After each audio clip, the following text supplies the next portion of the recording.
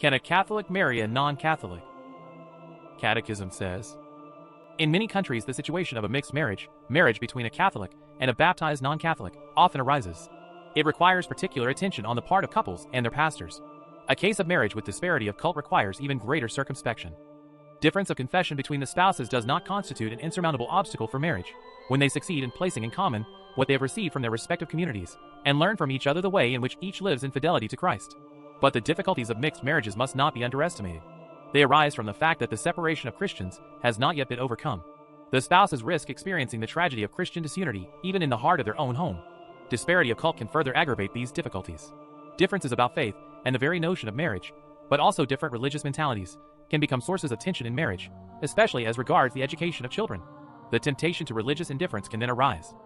According to the law in force in the Latin Church, a mixed marriage needs for laicity the express permission of ecclesiastical authority.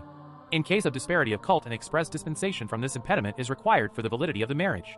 This permission or dispensation presupposes that both parties know and do not exclude the essential ends and properties of marriage, and furthermore, that the Catholic party confirms the obligations, which have been made known to the non-Catholic party, of preserving his or her own faith and ensuring the baptism and education of the children in the Catholic Church.